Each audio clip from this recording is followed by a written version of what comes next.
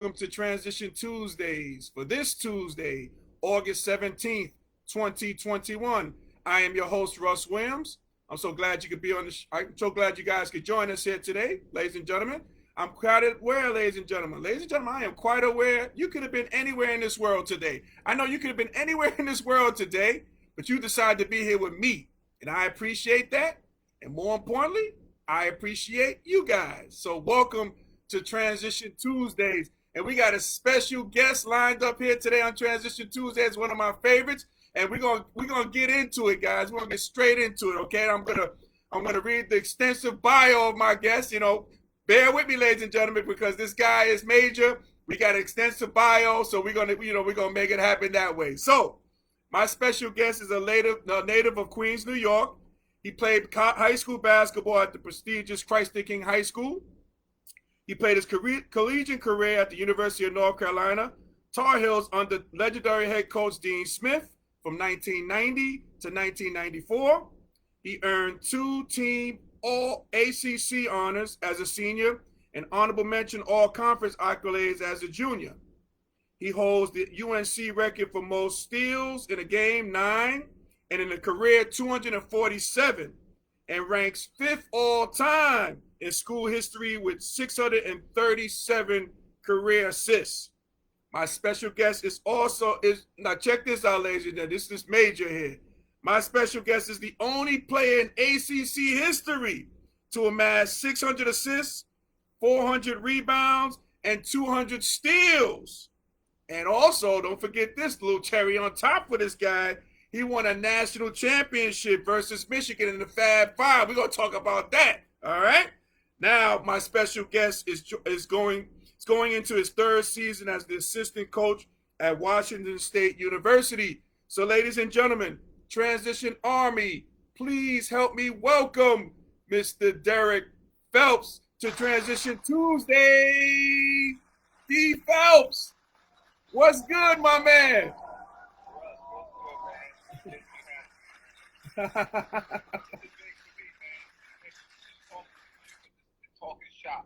Oh man, that is so cool, D, man. Nah, man, it's a pleasure having you on, man.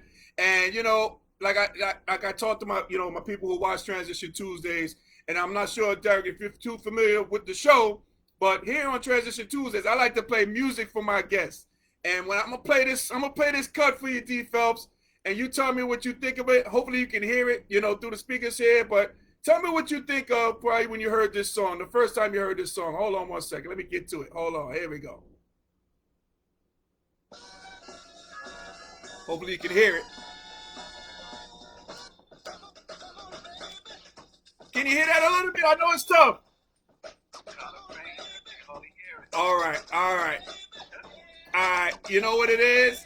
I'm going to do this because the speakers are not close to the phone. And that's a technology thing, which is crazy, but that's okay. But you know what I played for you, D? I played Getting Funky by Kid and Play for you, man. Getting Funky. Getting funky, baby. Hey, Queen, baby. You already know. Hey, absolutely. That's right. I was going to talk to you. That's right. You being from the Hearst, man. What's your impressions, man, when you heard, Getting Funky by Kid and Play in the Hearst, that area, man? What was your recollection of, living in East Elmhurst? Shoot, I was just happy we had somebody from the Hearst that's on the radio. Yeah. Those guys we see all the time, man, in our neighborhood with Herbie Lovebug. Yep. That produced all that stuff, Steve Azor, all those guys that lived in the Hearst in that time, man. It was a big accomplishment. It's like we're putting the Hearst on the map. Yeah, definitely. That was definitely huge, and definitely in the music business. That was real big for just being in that era.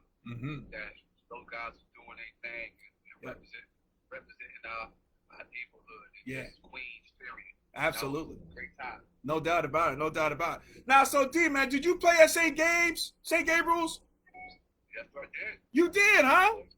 Yeah, I was in St. Gabriel from kindergarten to 8th grade. Wow, I didn't know that. Okay. Yeah.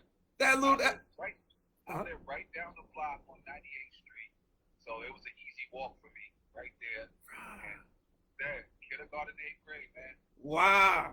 I used to hate playing at St. Gabe's, man. That little that little box, man. You get trapped in the corners, man. You step out of bounds.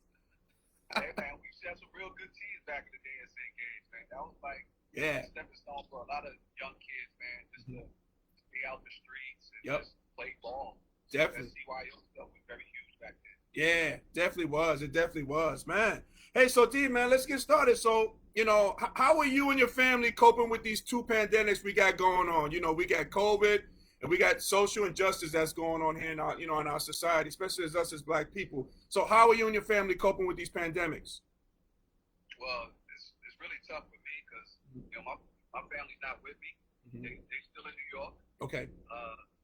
So, to tell you the truth, since I've been in the West Coast, my wife, my son, they really kind of just stayed in the New York area because, there's a lot more support there.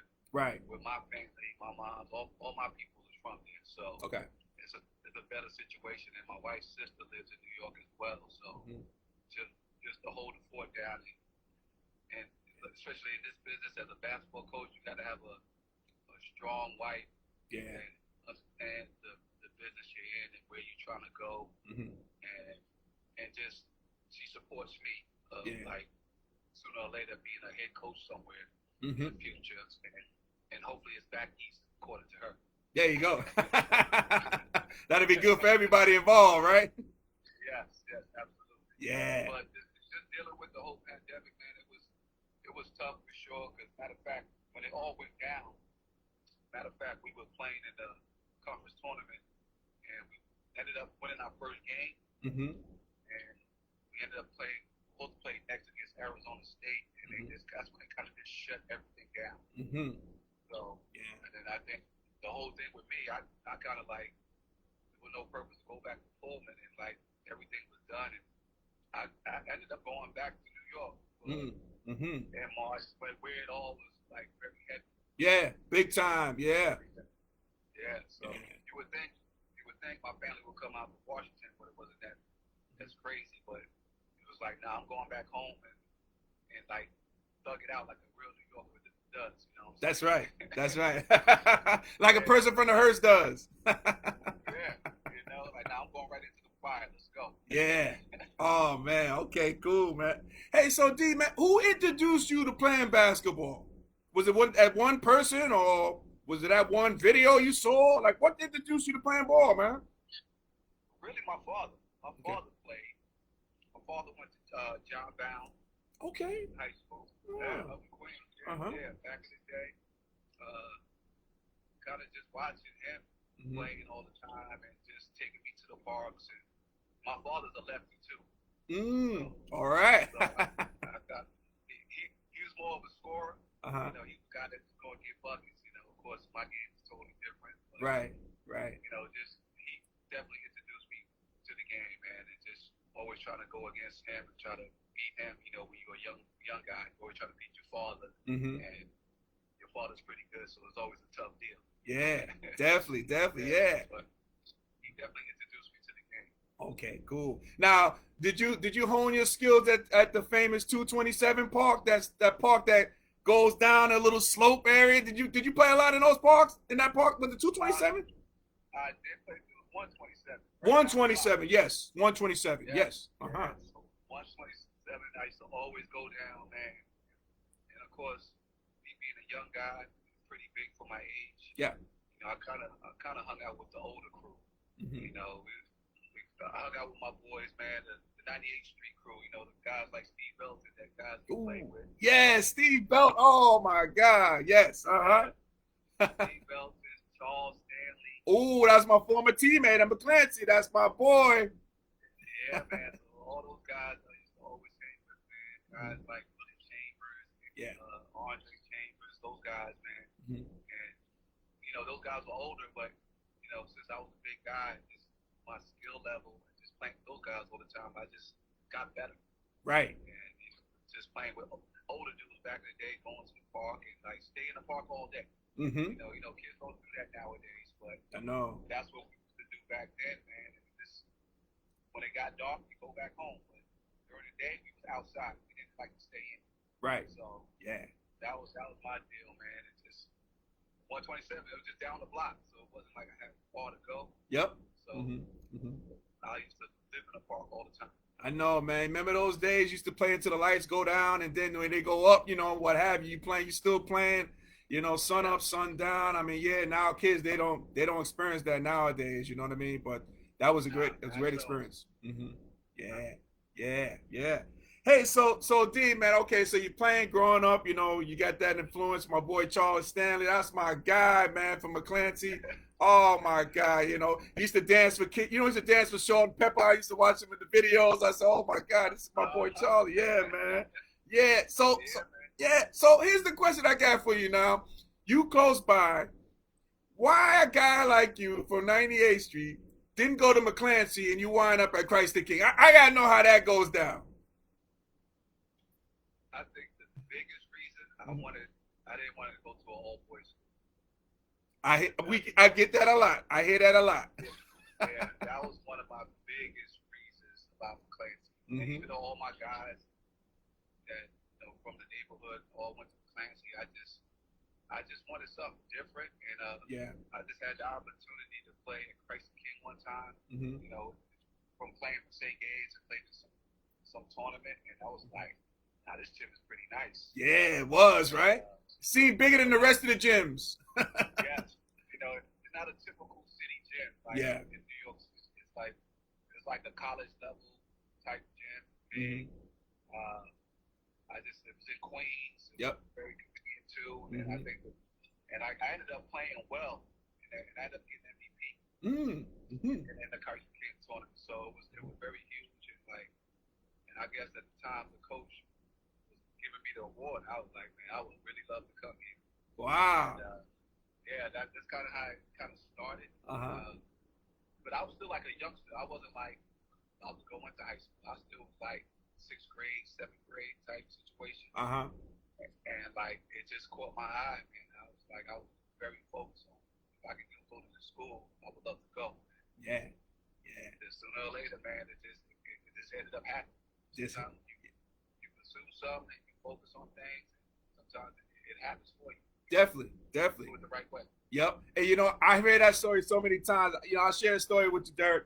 Our guy who we know, Van Macon, he was at McClancy when I was at Powell Memorial. So Powell Memorial closed. And then he recruited me to come to McClancy. So I go there, and then he transfers. And then I say, yo, why'd you transfer? He said, man, I couldn't take it, man. There was no girls there, man. Hey, I got to get out of here, man. So I feel your pain on that. I know exactly. I've heard that story so many times. Had to have some girls around there, Absolutely. So D, talk to me about your experience at Christ the King High School and teaming up with Khalid Reeves, guy who went to the University of Arizona, great player. And talk to me about your experience at Christ the King and your playing days there. Oh man, so my first year, my freshman year, it was kind of crazy. Christ the King, they had like big tryouts, and of course, we was already solidified to be playing on the team, but there was a whole bunch of guys from different parishes, CYO, and we just played, and it just happened that I'd never been college before, never played against him at a young age, and we just on the court, and he's on one team, I'm on another, and I'm doing my part on my team, and leading him and doing his part, and it just got to a point like, oh man, we're going against each other. It's like, man, this guy's pretty good. Right. I haven't played against a guy like this on a regular basis, competing wise. Right. And just tough scorer. First step was quick. Yeah. Strong. He was just, he was like, and he could guard. Yeah. Yep. So I just never played against a guy like that before, but it just happened that, of course, we on the same team freshman year, and we ended up going 26-0 my freshman year together. Wow. Playing freshman ball, or y'all was playing JV? Freshman. Okay. Freshman ball. Right. Ball freshman. And then the next year, he actually got moved up to varsity. And the coach told me at the time, he was like, I would love to bring you up as well, but he felt like it wouldn't have been beneficial if I played varsity my sophomore year because he had a talented point guard at the time. At the time of Carlos Easton. Oh yes, Los, yes. Yeah, Los was the point guard at the time. I felt like if I came up there, I probably got some minutes, but probably just that when I wasn't happy with. So I ended up playing JV that second year, and this was the start of the team, just to get into my own like being who I was as a player. So it kind of helped because I kind of scored a lot more. Sure. In my sophomore year because I didn't have Khalid to do all the scoring, so it kind of made me the number one option. So it kind of helped me show me where I was at, that I could score as well, which I always could. I just kind of, referred to everybody else. Right. So that was my big deal. But, and ended up my junior year, man. It all came together. Finally played on varsity. We had a great crew. Myself, Khalid, Jamal Faulkner. Yes. Great player. Another McDonald's All-American. We had Carl Beckett too. St. John's. Yes. Ended up going to St. John's and got to finish it out with Robert Bernstein. Oh yes. Yes. So shooter. Robert was our shooter. Was a senior. And like I said, we was one of the best, teams in the country that year. I think we was third. Finished third in the country because we ended up losing one game that year. But we ended up being 28-1, won the city championship. Wow. And we won the state championship as well. Wow, so you won both. Okay, man. Oh, man. Yeah, we beat Stevenson in the finals. Okay. Yeah. Wow. Yeah, that was against like David Kane, Anthony Pell. Man. What's my man's the head coach at Bowling Green right now? I don't know if I can think of his name right now. Oh, I forget too. Yeah, I know you talk about though. Oh my God. That is crazy. But yeah, they had like a nice little crew, man. But we was just, we was the more talented, and we was a real good team. We played pretty well together, man. We just knew our roles, and we just figured it out, man, and just got it done. Yeah, man. So that was your junior years. So how about your senior year? How did you guys do? Our senior year, man, we did pretty well, man. We just didn't have enough inside presence. Yeah. We had our biggest guy was 6'5", 6'6" at the time, Sherwin Content. Oh yeah. And he went to Fordham, right? I believe, right? Did he go to Fordham? Yep. Yeah. Exactly. Okay. Fordham. And of course, me and Khalid, we held it down, as the guards, but we were considered the best backcourt in the country. Yeah. Not our senior year, man. We just didn't have enough firepower to compete against the big dogs. We ended up losing the semifinals in the city to Chanel Scott at Old Hollows. Okay, gotcha. Yeah. So, 6'11", Yep. scoring down low. They had a pretty good team, man. They had good guards as well. And we just couldn't compete with their inside presence with Chanel in there, man. And they ended up beating us in the semis. Yeah. Hey, now, do you think, because again, for you, D, I think you and Khalid was like the best backcourt.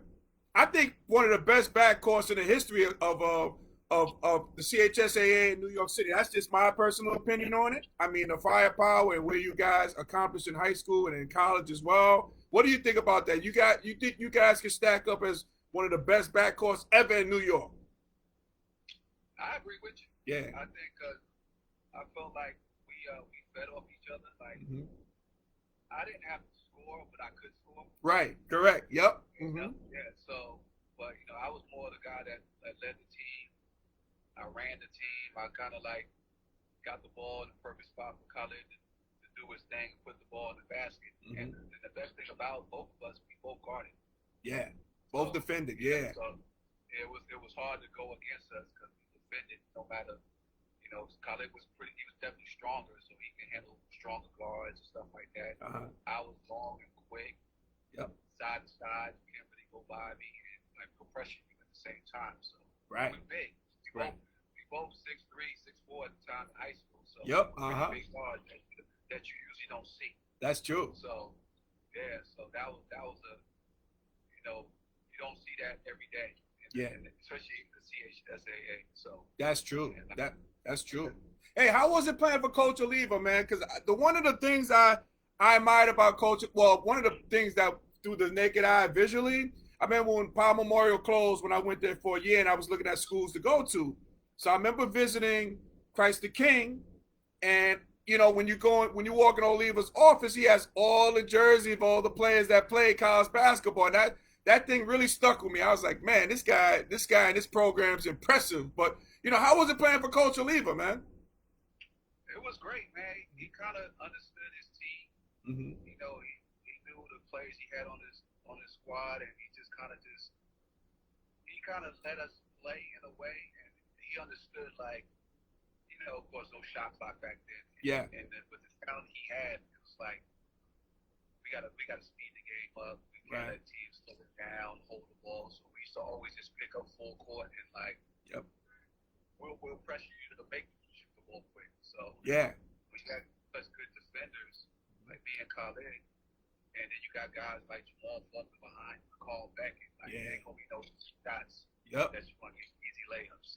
And on our opposite end, we were just so potent because we had guys that could spread the floor, put you in the post. Yep. We found the mismatches, and the funny part, we ran the flex offense of all opposites with that type of team, but it worked for us. Yeah. But so it kind of worked, but it was very competitive, and we wanted to win, and it's like it didn't matter who got the limelight.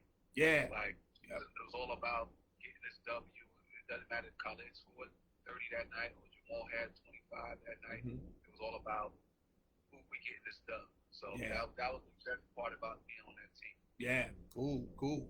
Hey, D, talk to me about the recruiting process for you, man. So, you have a successful run at Christ the King, and everything. How was the recruiting process for you? And, like, what were your top 5 schools that you were going into? Oh, man, well, the recruiting process was pretty crazy. I think it really started for me during my sophomore year. Yeah. And, but it really hit hard right after my junior year. That's when it really got really crazy because I ended up going to the ABCD camp. Okay. Oh. And I ended up, playing pretty well. Right. And I ended up being like this number 2 point guard coming out of camp. Wow. Okay. Yep. That'll get you some letters. That'll get you a couple of letters. Yeah. So it kind of, it's like nobody really seen me play because I played my junior year, but I had Khalid, I had Jamal Faulkner, I had all those guys on the team. Yeah. He never really seen me as a way like that. This kid scoring on people, I'm guarding, like I'm doing a lot of things on the floor. Yeah. I ended up playing against Penny Hardaway.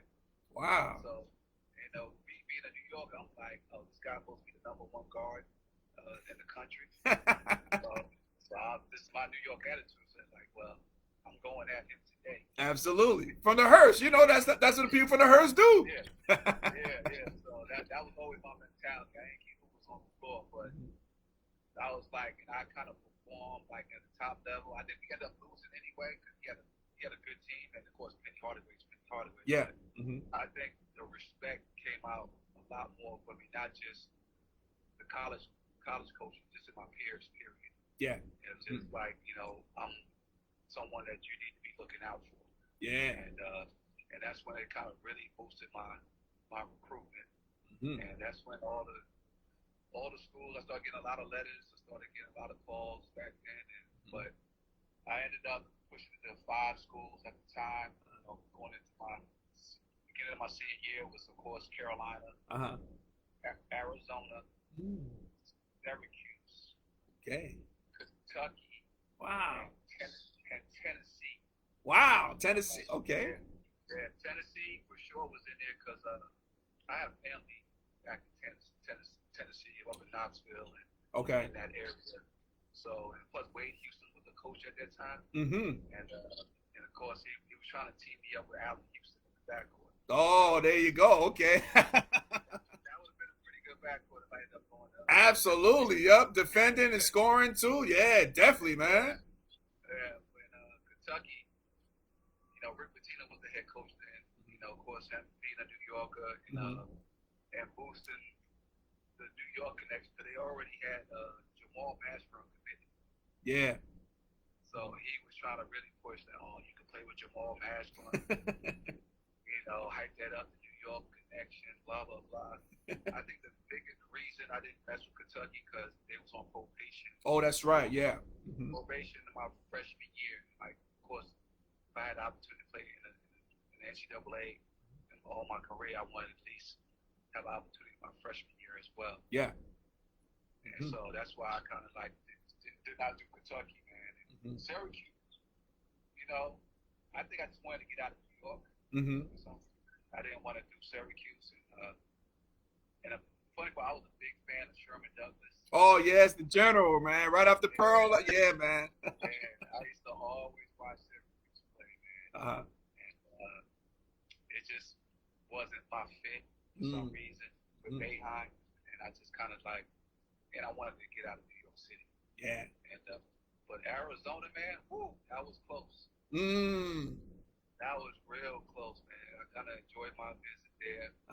And the funny part, I went to visit first before college. Oh, did you really? Okay. yes. So I went to visit.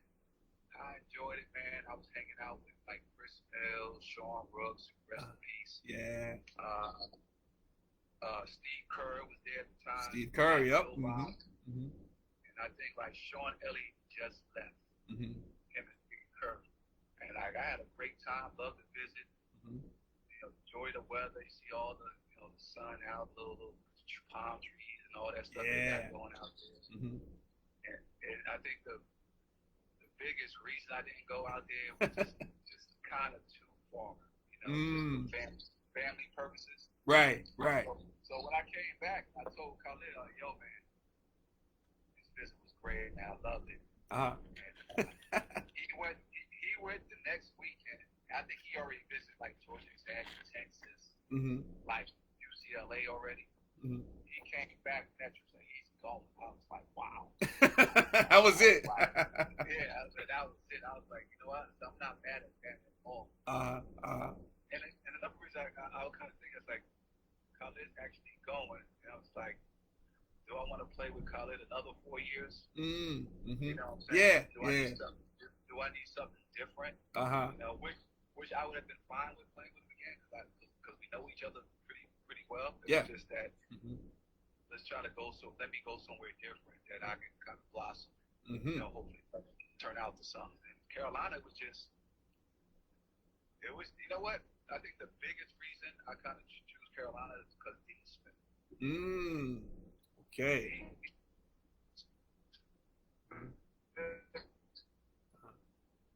Dean Smith had me in this ball.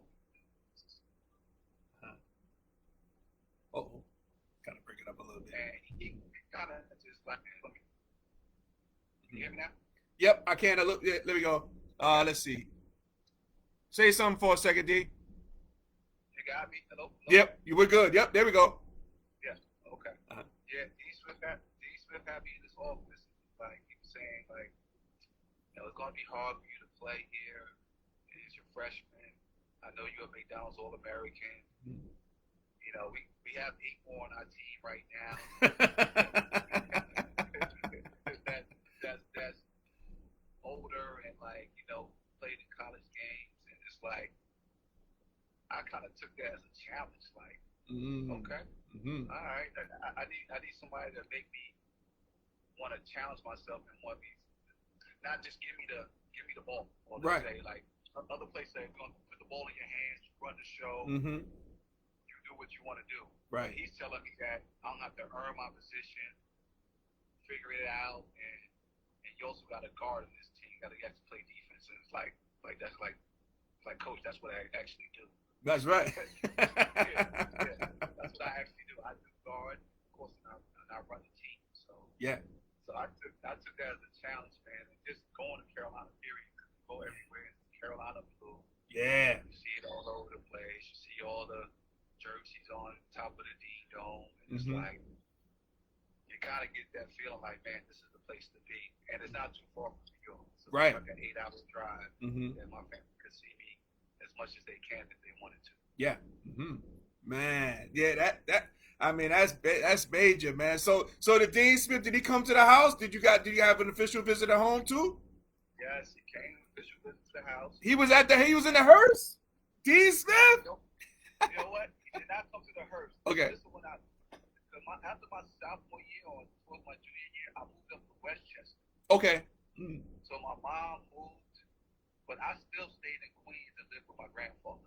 Oh, okay. So I could still go to Christ the King. So that was the deal. But when Dean Smith came on the official visit to visit me at home, did the home visit. We did the visit up in Westchester. Okay. So, wow. Man, so Dean Smith was here seeing my boy D Phelps. So talk to me, how was it playing for the legendary coach Dean Smith, man? How was that, man? That had to be a thrill. You know what? It was a big time learning experience. Yeah. Just because Dean Smith was such a great mind and like was such ahead of his time. Yep. With the things he done on the court, not just offensively, defensively as well. He kind of taught me a lot of like knowing everybody's position. Like, he used to stop me in practice and saying, "Where does Montrose need to be, or where does Rick Fox need to be?" And it's like, I used to me being a point guard, you're like, "Well, don't they supposed to know?" Point guard. He was like, "No, if they in the wrong place, if you try to run a play, how you gonna run a play? They're not in the right position. So you got to make sure you got to put them in the right position, right? So they have an idea that we can run a play." So I learned that early as a freshman because I'm so used to playing with guys that, especially in high school, that we didn't need to be in certain positions and run a play. We were just talented enough that we could just go out there and just hoop. But in college, he kind of taught me how to be a leader on the floor and, put guys in position and, like, even read the situation like, I see the mismatches and, like, call certain plays to put those dudes in that position so they can score those mismatches. Yeah. So that's what type of coach I learned a lot from Coach Smith, man, and just making me be a more leader, like a coach on the floor. Yes, because you were definitely that, D. You were definitely that coach on the floor, man. Do you remember the last conversation you had with Coach Smith? Yeah, it's sad, man. I was sitting in the office. This is when he had dementia already. He was still doing his daily routine of going to the office like 3 days a week. And this was during the summer, and I kind of like sat there with him, man. He was slouched in his chair, and he had a little glossy look. And he knew he was Coach Smith, but I don't think he knew the intent of him being who he was. But just having a conversation and just trying to like reintroduce yourself to him, like, and that's like very hard to do. But he was the guy that had the great mind and like know everybody in your family, how your mom's doing. You remember your girlfriend from 5 years ago if you was dating her. Like, how's your girl Denise doing? And like, how you remember Denise? Like, I'm not even with her no more, but how do you remember that? Wow. It's crazy. How his mind used to work, man. How he used to say things that surprise you. But it was sad, man. And like that was like kind of the last time sitting there with that man. And like he was looking at me and he kept on pointing his finger at me. He's like, you know what? You should bend your knees a lot.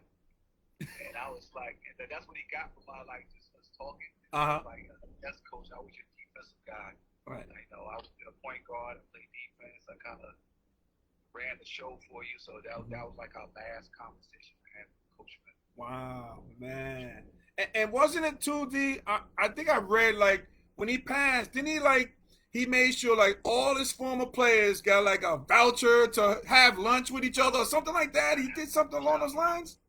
He gave $200 to all his lettermen that played for him to go have dinner on him. Wow. Who does that? Who? No one does that. Man. Like, who's thinking about their players that they coach for all the years that he coached? Yeah. For like, what it was, 36 years, 37 years? And have that in his will that he's going to give $200 to all his players that played for him, $200 to have dinner on him. Now, that's special. That is special. Man. That's Man, that was Dean Smith. Man. Hey, D, talk to me about that championship run you guys had against the Fab Five in Michigan, man. Talk to me about that, because a couple of things I remember. You know, everybody remembers the timeout. You know, obviously we talk about that, but I just remember at the end of the game, I think, were you the person who threw the ball at the end? You the person that threw the ball, like, you know, in the stands? Was that you, D? I forget. I totally forget. Yeah, that was you. Take the ball and just throw it up in the air. Yeah, that was me at the end. Yeah. Yep. The funny part, my sports information guy always saying, "Well, when he threw the ball, he had to go chase the ball after I threw it." So he always reminded me about that.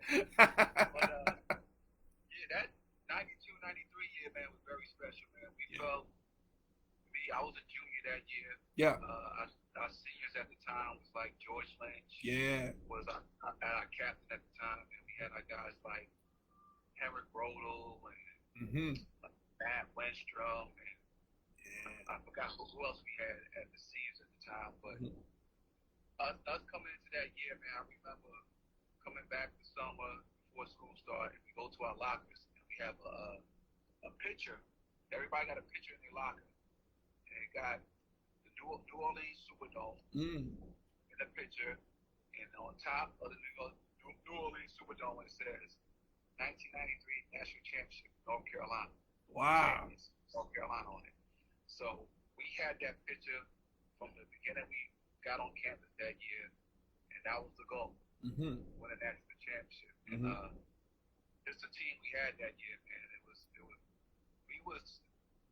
They're probably the best team I played on, meaning that we worked so well together, not just offensively, defensively, we was even way better. Yeah, like, It was like one guy went out of place or went on their own, just something crazy. Everybody adjusted. It didn't matter. George Lynch could just start go double somebody. Everybody would adjust. You know, like it wasn't even coached. It was just, you know, we worked on it so much in practice, but it just, when it happened in the game, it happened naturally. Yeah. And like we were so in tune and such a focus that we were pretty good defensively. And and we was pretty good offensively because we had guys like Montrose at center that you had to guard in the post. Yes, definitely. We had Ryan Reese, slasher, defender, that's in the lane all day. Dunk everything. Yes. George Lynch was our workhorse. He's gonna get every rebound. He's gonna guard. He was like the fastest guy on the team at 6'8". Man. Strong body. Just played in the league for over a decade or so, like 12 years. But he was our workhorse and our captain. And then we had our shooter, Donald Williams. Donald Williams, yes. That shoot the heck out the ball, man. And just you couldn't leave him open because it's like every time he shot the ball, you thought it was going in. Yep. And I was the guy that kind of just orchestrated all that. Yep, the unsung hero, the glue guy, definitely the glue guy. Yeah. So you know, and we all knew our roles. The guys that came off the bench, so it's like with no egos involved, it's all about the NCAA. And which people don't talk about as much is that we actually played Michigan in the Rainbow Classic in Honolulu. And we lost to them on a buzzer shot. Chris Webber shot it over. I can't remember. Chris Webber shot it over the rim, and Jalen Rose ended up tipping it in, and we lost by 1. Oh man! So, of course, when the Final Four happened, we was hoping we played Michigan because we wanted that revenge. That whole after that game, I think that was one of our first losses that we had that year. And of course, we lost like maybe. We lost like 3 games in the ACC that year. We ended up being, we lost 2 games in the regular season. You know, I think one was to, one was to the team that's down the road. I got you. I understand. Down the road. And I think the other one was against Wake Forest. With Rodney Rogers. You know, they were great children. You know. They had a nice little crew, but we had a pretty good regular season. Then we lost in the conference finals in the tournament to Georgia Tech. This was with James Forrest, Travis Best. Oh yeah. Yeah, like Malcolm Mackey. But I didn't end up playing that game because I got hurt in the semifinals against Virginia. And that's when I got fouled and fell on my tail. Right. And they kind of took me to the hospital. And I thought my career was over. I said, man, my season will be over because I couldn't have no feelings in my legs. Wow. Because I landed so hard and like was bouncing on the ground when I fell when I got fouled. So it was a big worry that was I going to play in the NCAA in the tournament. So, and I think our first game, man, what was our first game? I actually didn't play our first game in the NCAA. Really? Okay. Yeah, I did not play. I can't remember who we played because I didn't play. Right. But the second game we played, I came off the bench against Rhode Island in the second round. And we kind of won pretty handily. You know, this was Ladu Fox.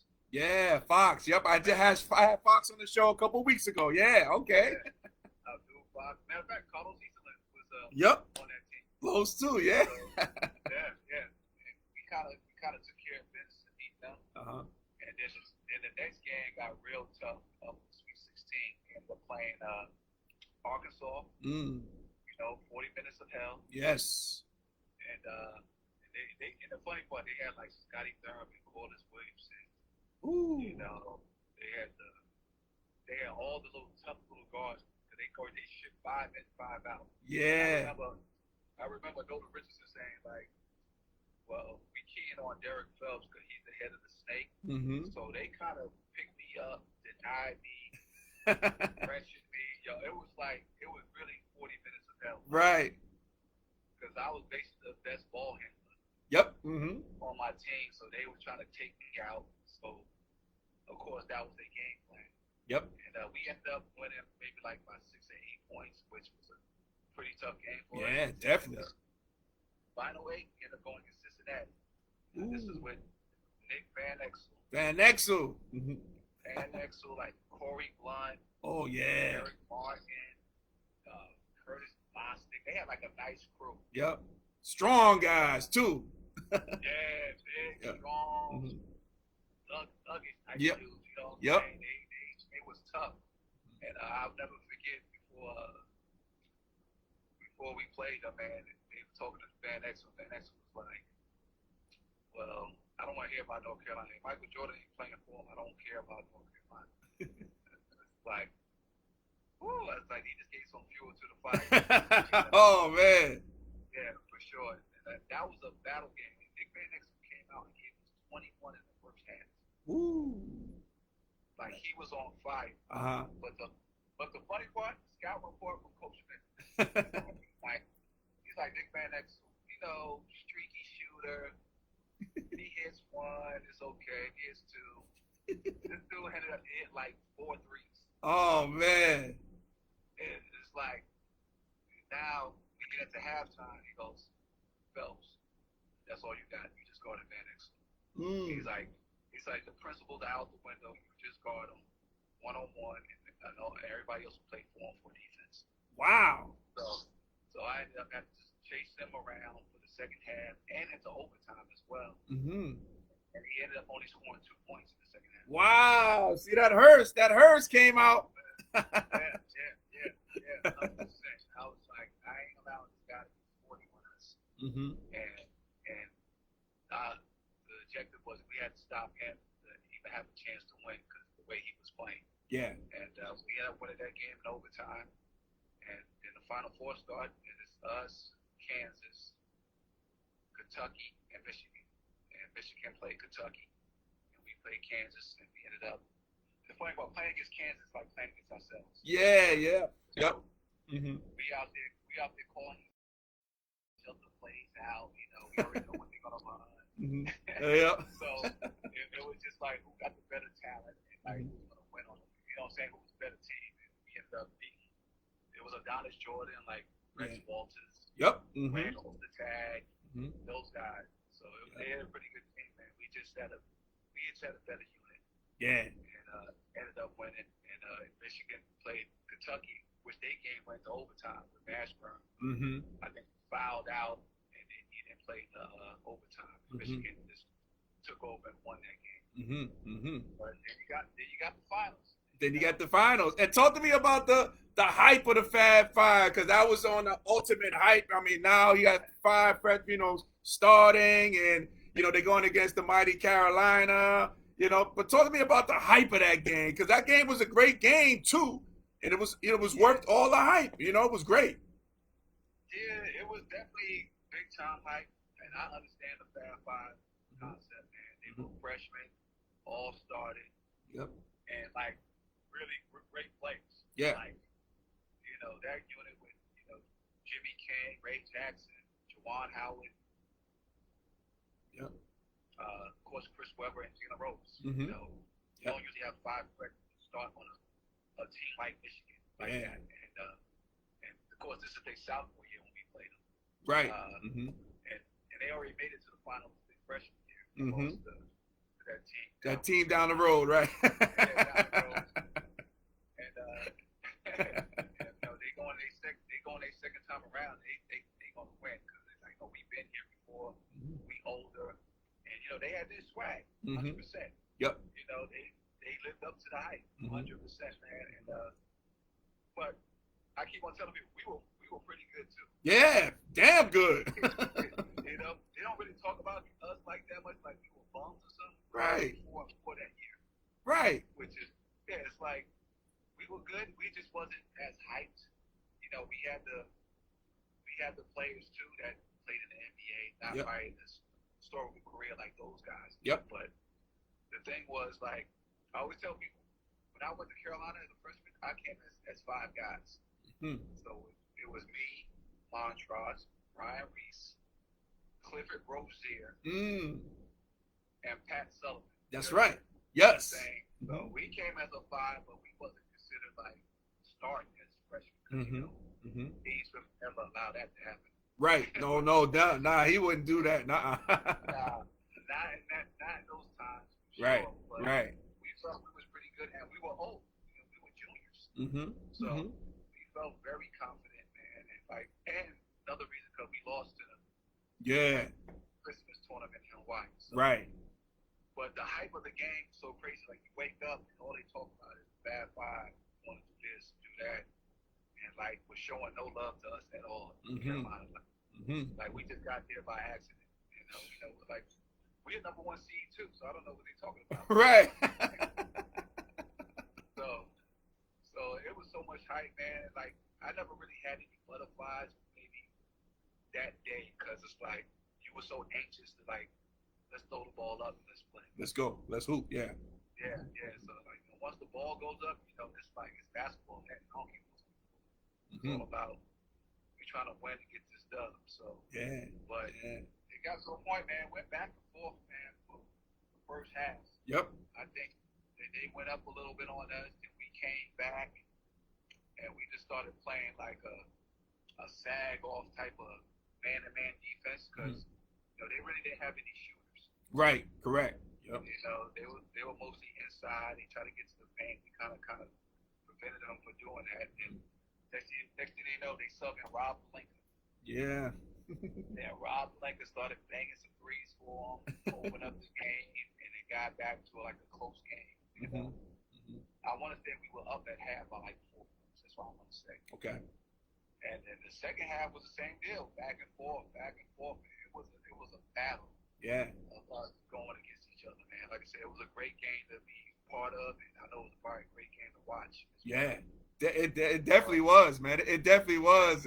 So I want to get to the infamous timeout because I think my guy D Phelps has something to do with it. Because D Phelps, it looked like maybe forced him to that corner. He probably told him, because of his skills, his point guard skills, he probably told, yo, Weber, you got a timeout, man. Call a timeout. Did it go down like that? How did it go down, man? Well, at this time, man, we are up 1 point.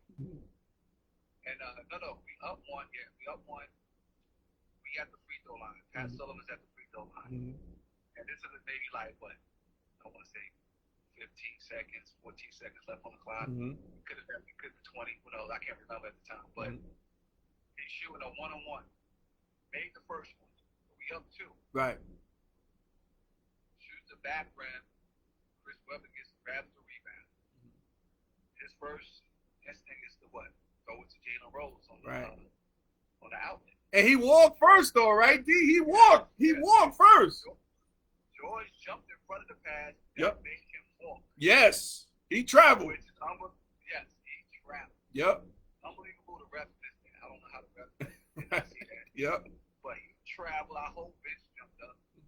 And as he's coming up the court dribbling, I'm like a little bit ahead of half court.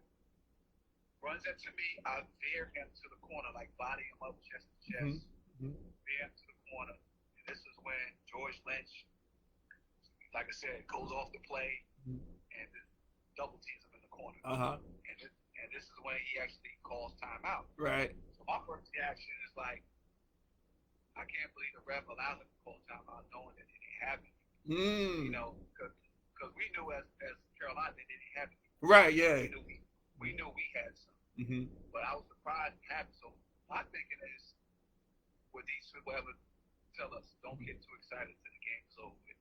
You know? So we going back to the bench. I'm already excited about it. I know we got 2 free throws and the ball back. That's right. Yeah, so like anybody can shoot it. And in that game, though, Donald Williams was on fire. Yeah, yep, he was. Yeah, but he the one that kind of hit the 2 free throws at the end. They had the violence again, and then kind of just kind of a game over it at the time. But yeah, I definitely led him to the corner. Yep, I remember. Had the ball in his hand and the timeout. So it's funny when I tell these kids nowadays to be coaching, like none of these kids have no clue. They know about the Fab Five, they don't have no idea. Like that was me trapping them. That's right. Yeah, that was you trapping them. Yep. Yeah, it's crazy. Man.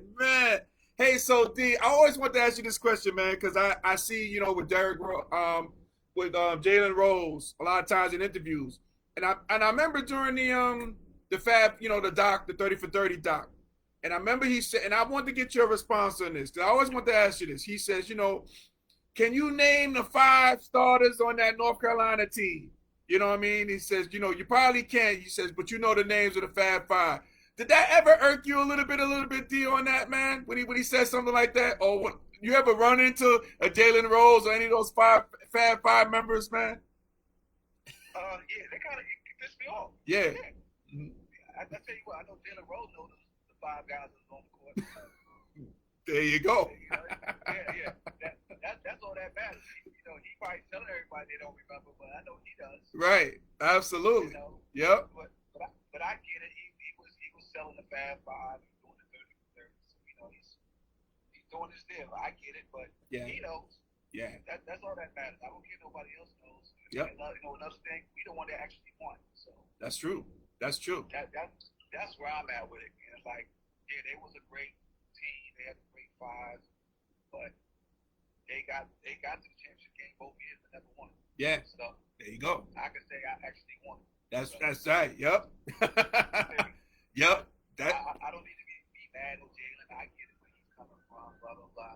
All he know who the 5 were, he 100% knows. That's right. Absolutely.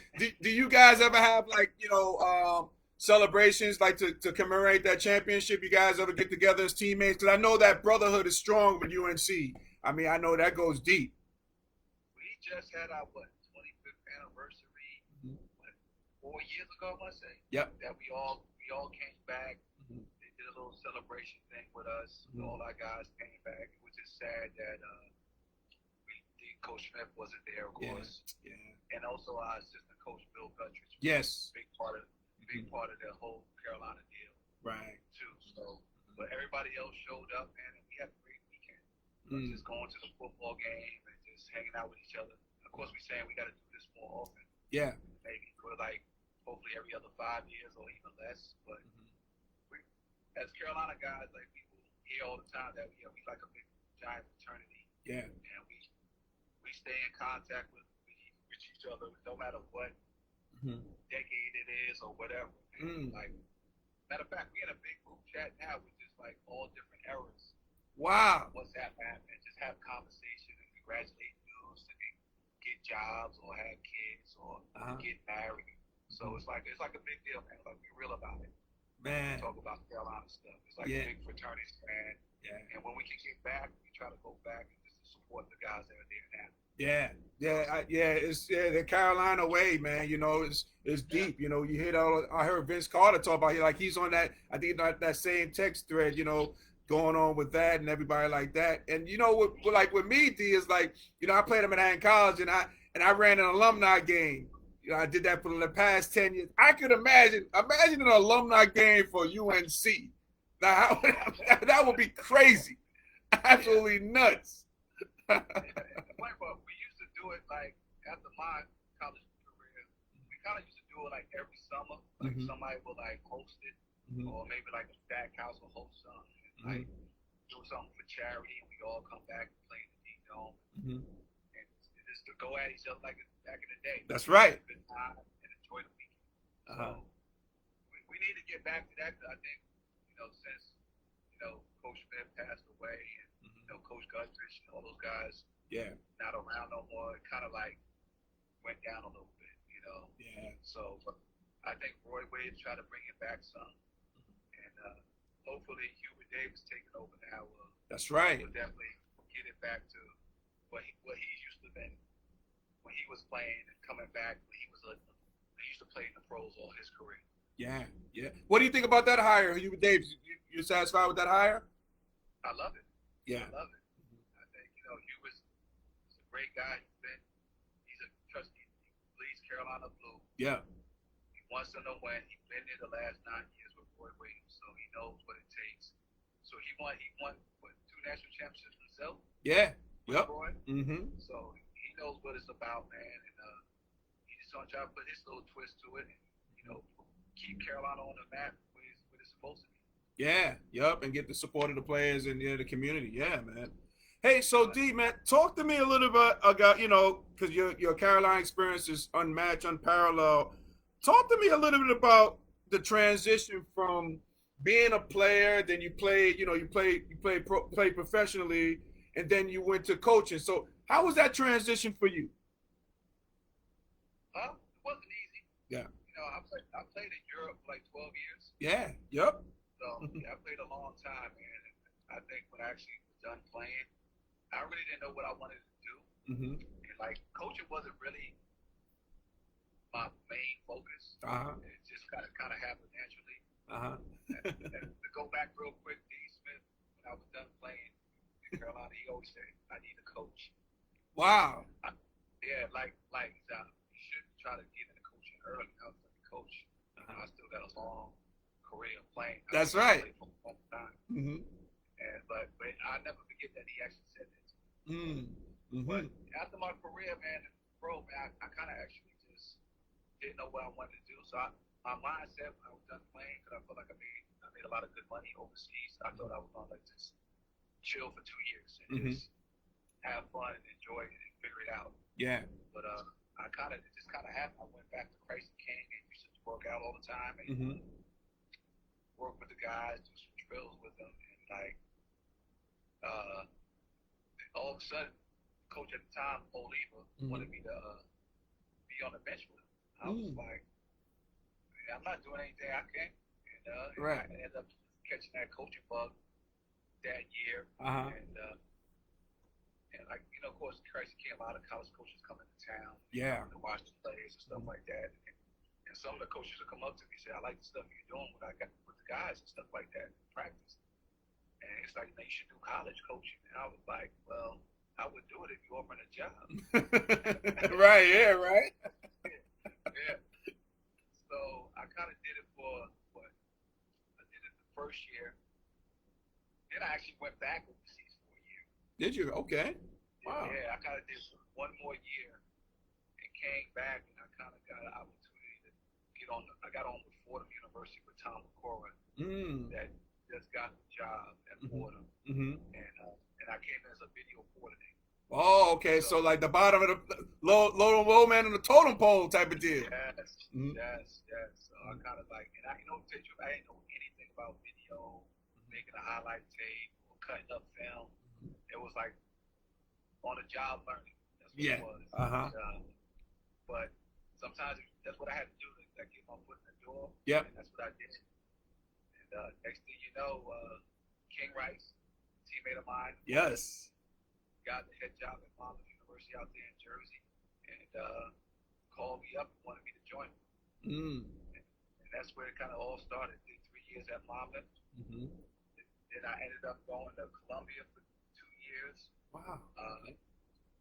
So I did the Ivy League, and I think that was more ideal for me because right in New York, and that was home for me. Yep. Kind of easier commute for me. And the head coach at Columbia at the time ended up getting a head job at San Francisco, University of San Francisco, and wanted me to come with him. So I ended up doing the West Coast. I was kind of nervous at first, but I never lived in the West Coast before, and I don't know anything about contacts and stuff like that. Right. And I was like, I'm trying to broaden my brain, so I said, why not?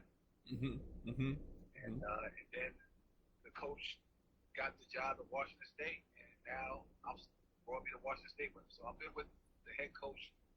It's going on my 8th year. Wow. Okay, so you guys in tune. Okay, man. Yeah. So it's like I'm the Coach Guthrie to Dean Smith or something. Right. so far. Yeah. Hey, tell me about the challenges of coaching in COVID, man. I mean, because this has been a challenging time for coaches and for everybody. But how has it been coaching, man? These COVID and these restrictions and all this stuff, man. It's tough, man, because we was on campus with nobody here, so yeah. And I'm in a small town, so you can't get into too much issues or trouble because. Especially when the students not here, it's like a ghost town. Right. Truly. But just our guys just being around each other, and all the people that are around here. It's like we had to go through like 3 or 4 different COVID tests like a week. It was like nonstop, and it was kind of hard, like testing like a rapid test before you practice. You got to do that PCR test 2 days in advance. And you know what I'm saying? It had so much going on, man. It was kind of hard because some guys, even if you get sick and you don't have COVID, it's like you got to go on the protocol. Yeah. Because you got the sniffles or you sneeze. It's like it was a tough deal, man. And then you got to travel. Yeah. So it was tough, man. But I felt like it was kind of worth it in a way, just to not just being stuck in just one place. I think we kind of did a pretty good job, man, of staying healthy as much as we can. Of course, you lost some guys in certain games because of the protocol, but we got to figure out. We always say the next man up. Yep. Yeah. So that's true. Guys that don't get to play that much are getting some time now and getting some experience. So it kind of helped in that aspect to make guys better for the next year. But it was a tough time to handle that situation. Didn't know where we're going to end up going. Man. And playing with no fans. It's like you got no fans out there. They try to get the crowd going. Yeah, man. You need that. Yeah, you need that energy from the fans. Yep, absolutely. It's not like we was in a bubble like the NBA and they had us in one place. We were still traveling to other places. People came to us as well. So wasn't the easiest thing, man, but we got it done. We figured it out. And just to keep it going. Yeah. How's your team looking for this year so far? How you guys are looking? Pac-10. I think we're pretty young. Well, we seasoned. We got guys that actually played a lot. Okay. I think we got a real good chance. I feel being a New Yorker, being who I am, I think we should be the top half of the Pac-12. Oh, nice. Yeah. So nice. They already got like preseason stuff that we might be the first 4 out in the NCAA. Even though that's a good look for us because Washington State hasn't been in that scenario in a long time. For a decade. So, but just to be in that position that you talked about, and it's a good thing. And I think we're gonna be pretty good, man. If we stay healthy, I think we're gonna be a tough team to beat. Yeah, absolutely, man. That's good stuff, man. Hey, I got 2 more questions for you, D. Phelps, man. The first one is this: it's just a scenario, man. How would it be like for you and your teammates at Carolina if you guys were part of this name, image, likeness situation now going on now? Like, how would that be at Carolina for you with the name, likeness, and getting paid, for your likeness and everything? Like, how would that be at Carolina for D. Phelps? Man, you know what? It would have been Yes. It would have been nice, I think, because we used to sign autographs. We used to always be in some appearances all the time when I was in school. So just because of that, something would have been coming in for you, Yeah. And we was pretty good teams. Like I said, just imagine winning a national championship next year. Yeah. Just imagine what people will come at you with to sponsor them or have your face on. Yep. In front of their store or wherever. I just, what? I can't even imagine. I know. Probably been crazy. I would love to have it. Right. Yeah. You know what I'm saying? But just imagine doing commercials all the time, just having our face out there just to promote games. Yep. Just imagine that. Yeah. It would have been fun. True. But like I said, just the us coming as 5 freshmen, how we highly touted, All-American. It would have been big. It would have been real big for us. Absolutely. And it's funny. I talk to my players all the time. It's like you just gotta try to take advantage of what's going on now. I know it's still in early stages of it, but you just gotta figure a way. And it's gonna be some people gonna get certain things. You're like, man, how did he get that? But it's just like you got certain situations now. So, But it would have been big for us, man, if I actually had the opportunity. I know. Sure. Yeah. But, or maybe I could probably done stuff in New York at the time. You know what I'm saying? Definitely. Yes. It would have been huge. Yeah. You was supposed to probably be sponsored by White Castle or something down on Northern or something. You know what I mean? Right. Oh man, that would have been huge, man. A lot of people don't realize that these college athletes, you can't get paid, man. You know what I mean? So this would have been a nice stipend. This would have been some nice money, to have in your pocket, man. That would have been cool, man. Good stuff. And we might, maybe we might get it back for reparations. You know what I mean? Like former athletes, maybe they might pay us, a little stipend. You know what I mean? Who knows? Nah, absolutely, man. It's this funny thing now. We try to do it now. It's a Carolina group now that trying to get together and do certain stuff, man. Just the guys that haven't had the opportunity. Yeah. Definitely. Try to get things out. The guys that already played. Yep. You know what I'm saying? So you never know. That's a little extra money doesn't help. That's true. Absolutely. Doesn't hurt. No. And last question, D, I'll get you out on this one, man. Do you have any regrets in your basketball career playing days? Any regrets at all, man? No. You know what? Only regret I had, I wish I kind of put myself in a position better to be in the NBA longer. Let's put it that way. I think I kind of sometimes my summers were this is my summer. Yeah. I just played a whole year. We always go to Final Fours. Yeah. Play championship. And I kind of just relax after that. Just continue to work on my game. Right. Until after. Coming out of college, it's and then when I got pro, I started working on my game more. That's why I started to develop my jumper better. I just imagine if I developed my jump shot even more in college, it probably been a different route for me coming out of college. Let's put it that way. That's the only thing I kind of regret. Yeah. Well, D, man, I'm gonna tell you first off, man, it was you coming from Queens, you know what I mean? You were like our hero, man. Seeing you get championships, great success, great accolades at North Carolina, playing overseas, doing that, playing, having a cup of coffee in the NBA, which was big for us here in New York, man. Seeing you do that, your whole career, I'm knowing you and stuff like that. You've always been that upstanding dude. And again, I say this all the time. You were one of the guys that really, for Queens, you were one of the most, I think you are the most unappreciated, and an underrated player coming out of Queens. No doubt about that. To this day, I say that. To this day, D. I appreciate that. I tell you what, I think the basketball kids know. Yeah. For sure. Yep. Just be the people that they probably know who I am, but they nah, he didn't really do much or whatever. He did play on certain teams. But I get it. Yeah. I get it. But yeah. I always been that guy that, you can put me on any team, I'm going to fit. Yep. You're going to fit. Make it work. Yep. Yeah. You're going to make it work. You're going to win. You're a winner too. Yep.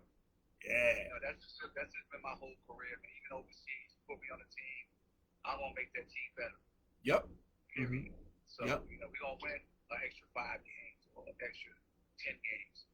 I don't care who's on my team, but we're gonna make it happen. But absolutely. Now, I get it. I get the. You know what? I say I'm appreciated and underappreciated at the same time. Mm-hmm. People that do know they appreciate it. So that's true. Yeah, those heads do know. And I know one thing we know for certain is Jalen Rose, he knows your name. 100%. He knows your name. Yeah, 100%. I run into Juwan Howard a lot, and he shows me mad love all the time. Mm-hmm. Mm-hmm. So, and I used to run into Jimmy King a lot too. So those guys, they know, they get it. They get it. Doing their thing. I understand. Yep. They just ran in front of the buzzsaw, a guy from East Elmhurst, man. That's what go down. That's what Queens do, There you go. Represent, man. Absolutely, man. Hey, Derrick, man, I appreciate you coming on, my man. Get a chance to reminisce and give you your flowers, man, when they are just due, man, because you was that guy, man, and you still that upstanding guy. And much success to you in your coaching career as well. I can't wait to see you get a head coaching spot. I know it's going to happen. It might be places. It might be somewhere here in New York. I don't know. Maybe, I don't know. I ain't going to mention no names. You know what I mean? But I would love to see you at a certain place, but I ain't going to mention no names on that. But I appreciate you, man. All respect. You already know, Russ. I appreciate the D, man. All right, brother. We'll be in touch, man. All right. No doubt, man. Appreciate you having No me. problem. Thank you, Derrick. All right now. Later, man. All right. That was my guy, Mr. Derrick Phelps, on the check-in here on Transition Tuesdays. Hopefully I'm not getting any because I'm looking at my, we're doing this on Transition Tuesdays. Hopefully we got all this information. And if I wasn't able to respond to people checking in, my apologies, but this thing keeps rotating. So hopefully we get this. Hopefully we get it. So, ladies and gentlemen, if you were able to laugh, smile, and think during this broadcast, my good friends, you have accomplished something major today. So celebrate your victory. Celebrate your victory here as I play my theme music here today. Woo! A little loud here. I got to turn that down. All right. Ladies and gentlemen, thank you for watching Transition Tuesdays. I appreciate that from the bottom of my heart. Thank you so much for watching, guys. You can watch this show and other past shows on our YouTube channel, Transition Tuesdays. And when you're on there, please make sure you like and subscribe before you leave the channel. Make sure you do that for me, okay? You can also follow me on Instagram at Russ Will Transitions with an S. That's Russ Will Transitions. And major shout out to my special guest, Mr. Derrick Phelps, for joining us today. Reminiscing, this guy's one of the most underrated point guards in the city. I think not just Queens, but I think this guy, hopefully we gave him his flowers, man, because this guy was a phenomenal talent in high school, college, and still coaching and still doing his thing. He's going to be a head coach soon. This guy's going to be a head coach soon. So thank you, Derrick Phelps, for coming on the show, man. I appreciate you, brother. So guests of Transition Tuesdays receive a candy gift pack, compliments of Sweet Candy Cafe. Now, Sweet Candy Cafe is the home of Southern sweetness. So after the show, we're almost done here. So after the show, head on over to sweetcandycafe.com and order all your confectionery goodies. Again, that's sweetcandycafe.com because we support small businesses here on Transition Tuesdays. And also, head over when we're done with that. When you're done coming off of Sweet Candy Cafe, make sure you go to NellaProbiotics.com. Type in the promo code Transition15, transition with the T, capital T, and receive 15% off of your Nella Probiotics purchase. Okay? Shop today because, as we all know, health is wealth. Okay, so ladies and gentlemen, Transition Army, as we say in parting, happy transitioning, and we'll speak to you soon. Take care, everybody. God bless.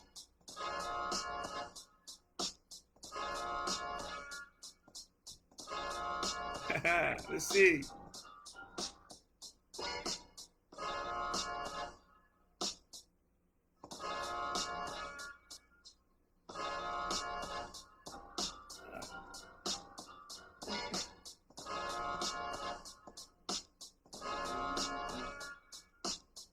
might still be live. I don't know. Trying to turn this off. This is what happens when you go live.